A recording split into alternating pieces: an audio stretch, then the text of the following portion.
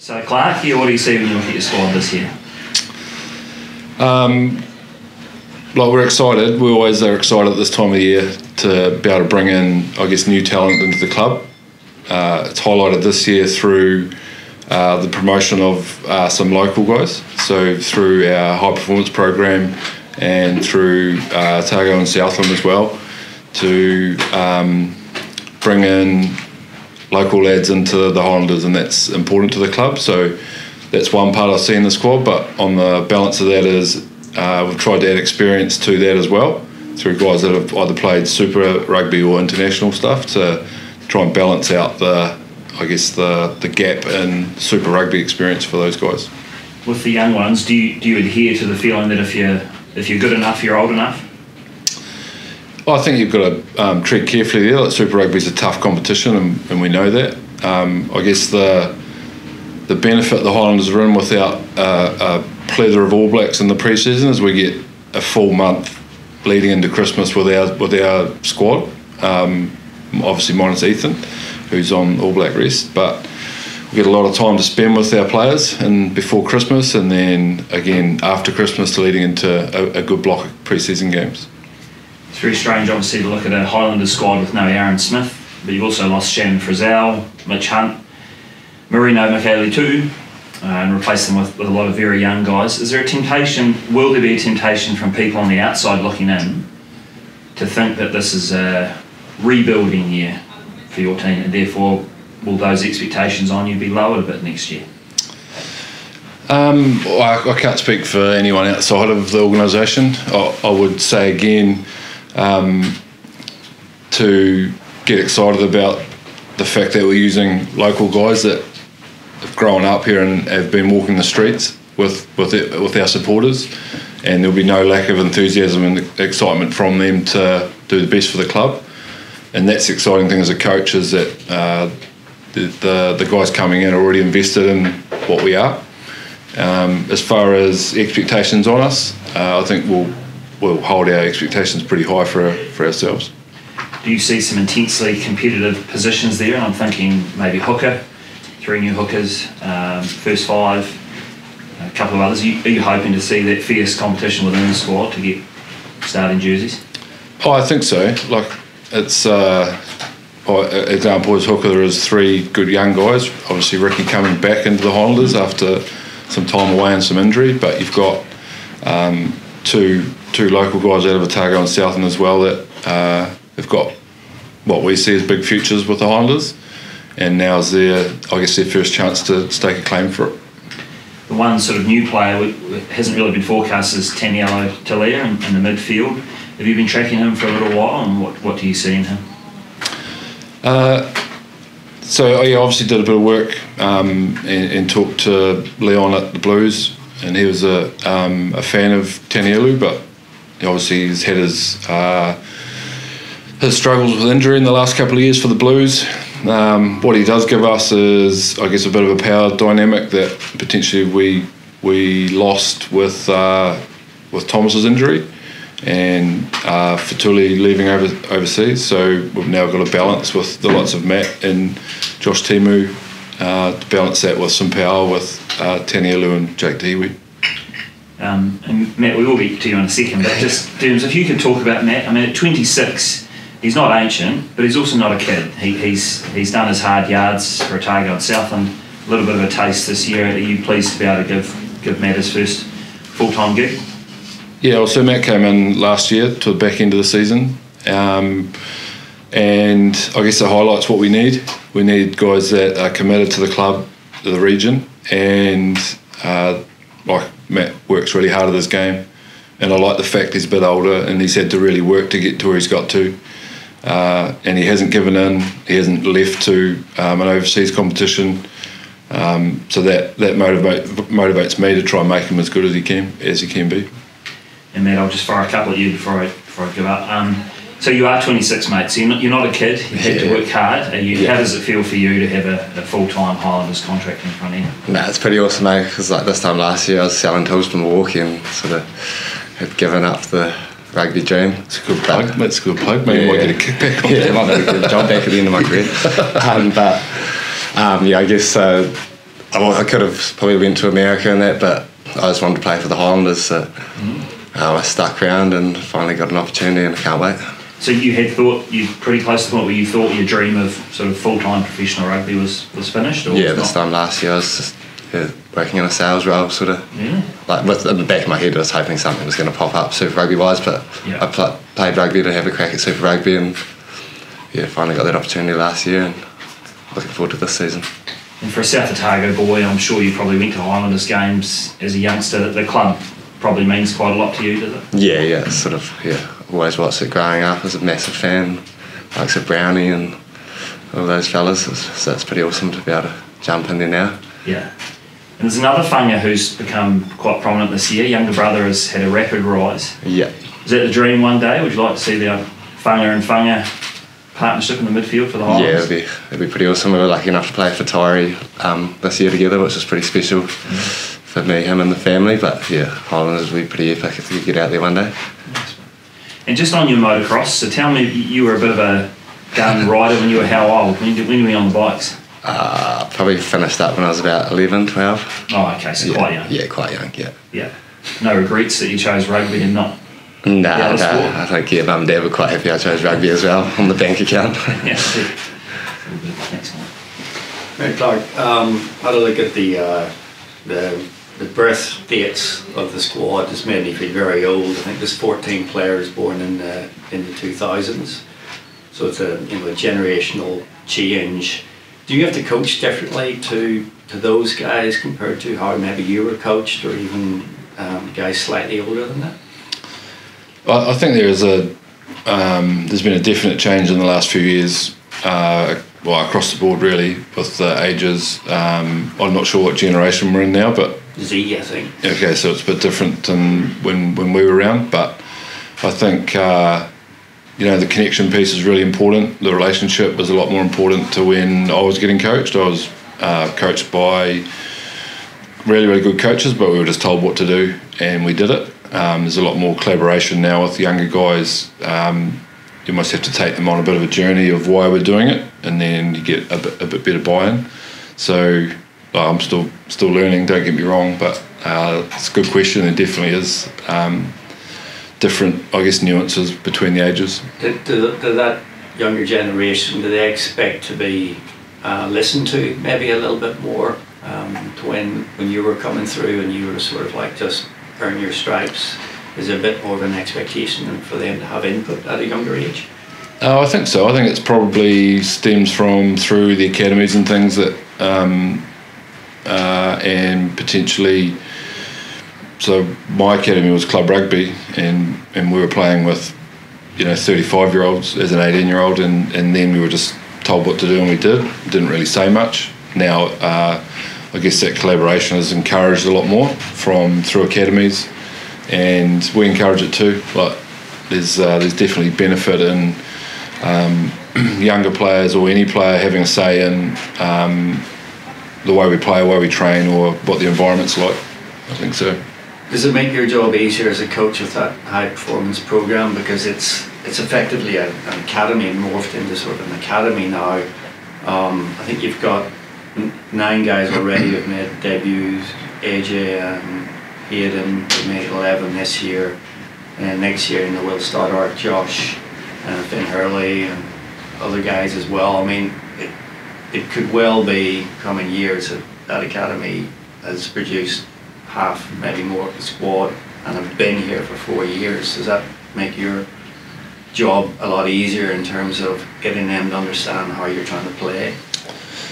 Yeah, no, for sure. Like, I think it was a great initiative. Obviously, Greg O'Brien and Kane Drew have been really important in that, and I guess having the foresight to start it, and sitting here now getting the rewards out of it. Like, we obviously didn't see much for a start because it was only new.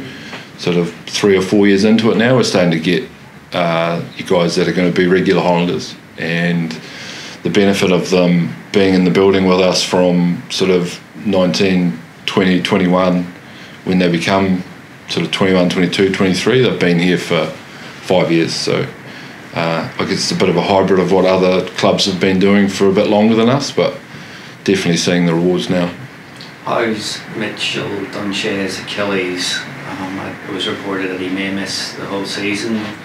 If so, is there an injury replacement around? So yeah, Mitch has had surgery, so he's expected back in April, so it's not a season ending, and he's committed to coming down and rehabbing, which is awesome for us, having that experience in the building for a start. And he's committed to coming down early and being around the boys, so I think it's really important to say that.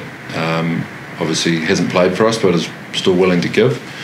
As far as replacement, we're still working through it. There's a process in place to make sure we find the right person for that role. What's Reece Patchell's role going to be, and when does he arrive? So Reece is here next week. I think it's the 15th he comes in.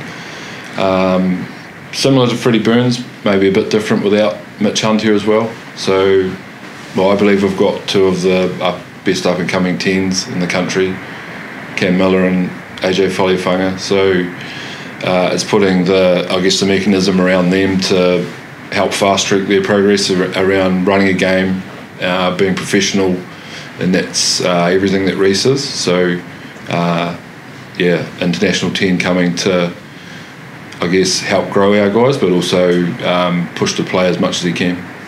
Is Will Tucker okay with injury? I think we read one of Aiden's pieces that he may have a niggle, or how's he? Yeah, so he's Will got injured in the last game of the NPC, so we're going through again the process of seeing how bad that is, and I'm sure you guys will get updated as we find out more. And just one last one from me. It's probably still a little bit early, but do you have an idea in your own mind about Jacob RATUMAITAVUKI-KNEEPKENS' best position, whether it's 14 or 15? I have. Probably won't give too much. I see what he's done for the Blues and what he did for Taranaki this year. I think he was one of the best in the competition, and he was playing both. So I guess the benefit we've got is we've got a lot of guys that can do that. So it'll be all on in the pre-season to see who puts their hand up to be the 15. Would you like him to settle in one spot? I'm guessing here that he would prefer to play 15. He seemed to be more comfortable there for it. Yeah, it definitely gets the ball a lot more, and a guy with his abilities, the more he gets the ball, is probably better for the team he's in. So. We'll just have to watch the space. Do you have a sort of 23 in your head? You mentioned earlier about not bringing the young guys in too early. Do you have a rough idea of what you might look like round one? I think you always have a bit of a rough idea, but we've got sort of 8 or 9 weeks of pre-season to get through, and I'm sure that'll change. There'll be touchwood injuries, or guys will put their hand up. So when we come to round 1 against Minor Pacifica, we'll be putting our best team out. Have you got your pre-season program in place, Dooms? You're playing Crusaders? At this stage, I don't think the venues have been confirmed, but it's looking Minor Pacifica, Hurricanes and Crusaders, so hopefully get 3 hit-outs. Was this talk now, this link with Japan, and we're seeing, correct me if I'm wrong, Paul, is it the Chiefs going to Japan? Chiefs and Blues. Chiefs and Blues. Are you intrigued by that concept? Is it something that you were keen to explore this pre-season? Well, I think you had to finish a bit further up the table to get that offer. So, yes, in future, if we were to be offered that would be great. I think, again, the benefit of having our whole squad in Dunedin for our whole pre-season is going to be really important for us to, get out in the community as much as we can with our new squad, and I feel like we're going to be able to be a lot tighter and get some good work into the boys being here without all the travel. Are there any players in Otago or Southland who you perhaps consider unlucky not to have made your squad? You just couldn't find room for them? It's a good question. I probably haven't got an answer for you right now. Might be something I have to put a bit of thought into. Yeah, fair enough. Billy Harmon, skipper, I assume. I don't know if it's in the press release or not, but Billy will be your leader again. We haven't named captain today, so obviously today's all about just naming the squad, and that'll be named later date. My turn. Matt, just for a starter, for the people up north who are putting this together, can you just give me your name, please? Matt Whaanga. Cool. And what do you think that you bring to the squad? Why have you been brought into it, do you think? I think, well, as you said, I'm 26 now, so I've probably got a bit more experience, and I've worked pretty hard on my game over the last few years, and I felt like I put a few pretty consistent performances out there. So. What's the strength in your game? Probably size, it's probably a bit of speed as well, and I've worked pretty hard on my offload game in the last few years as well, so it's another thing. Just one from me, Matt. You mentioned before you've been doing some unorthodox off-season training, so you're here at a media conference today. What were you doing last week? I've actually been tailing sheep. Yeah. And how does that go as some training? Yeah, it's good for the upper body. Yeah, on a hot day. Good character building to it. Makes you grateful to be a rugby player as well. And you'll be looking forward to getting into the pre-season and off the tools, metaphorically and from a sales perspective. Yeah, can't wait. That'll be good. One from me, James, as well. This is a team you're looking forward to putting out for the fans next year at Full South Park? Yeah, so we obviously added a couple to our coaching group, which is going to change our game a wee bit, I'm hopeful of. So Kendrick Lynn has come in, who's played for the Highlanders. He's been in France applying his trade as a coach, or player first then coach. So he'll be doing our attack, and Ben Smith will come on board full time, so he is sort of dipping his toes in the water last year for us. So two guys that love the attacking side of the game, so yeah, look forward to getting the game going for the fans.